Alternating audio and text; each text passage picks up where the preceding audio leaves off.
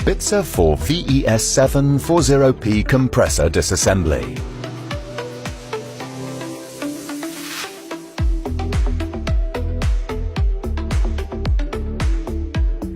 We'll show you how to properly disassemble the 4VES740P compressor.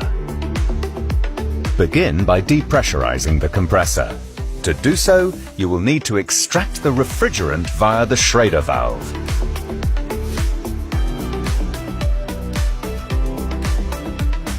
Before disassembly, you also need to drain the oil.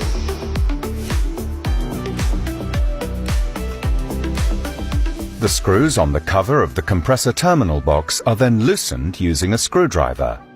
The cover is taken off and the protective conductor on the cover unscrewed. The motor protection device can then be removed and the terminal box taken off.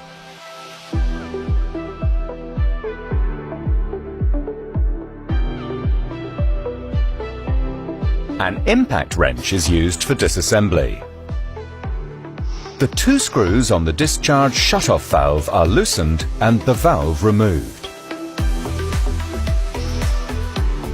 The suction shutoff valve is also unscrewed and the suction gas filter in the middle of the housing cover removed.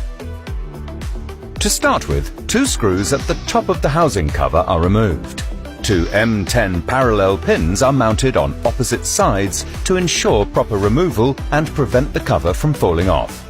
At that point, all other screws can be loosened. The housing cover is loosened by carefully hitting it on the side with a rubber mallet, and the cover pulled off over the parallel pins. Below it is the rotor, which is removed next.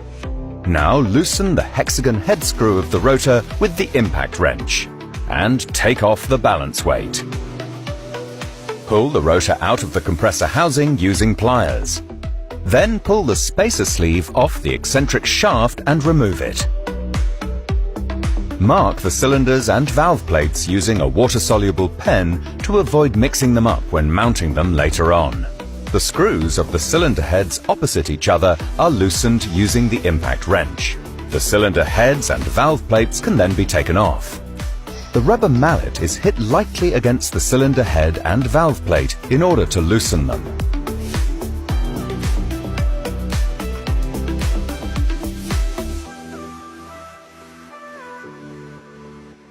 All the screws are removed using the impact wrench in order to take off the bearing cover. The bearing cover is hit lightly with the rubber mallet to reduce the pressure of the eccentric shaft on the bearing cover. Take off the bearing cover and set it aside along with the bearing ring. The screws on the oil centrifuge are loosened. Carefully remove the oil centrifuge and balance weight. Now it's time to remove the eccentric shaft. Carefully shift the connecting rods and pull the eccentric shaft out of the connecting rods with light turning movements. In order to remove the cylinders, the pistons are first taken out of the cylinders one after the other. Pull from the inside and press from the outside. Clean any oil residue from the pistons and carefully place them on a soft surface. To check a piston, the Ziegler rings are pulled off on both sides and the wrist pins removed. Loosen the screws on the terminal plate using the impact wrench. The terminal plate can then be lifted. Pull off the cable lugs for the PTC sensor and then remove the 6 screws. In the final step, the terminal plate can now be removed. We'll show you how the stator is removed from the housing at the internal Bitzer service facility. We screw the first part of our special tool and the stator together.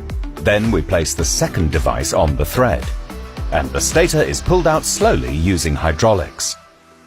In the final step, the stator is removed. High-quality Bitzer components guarantee professional disassembly of our compressors.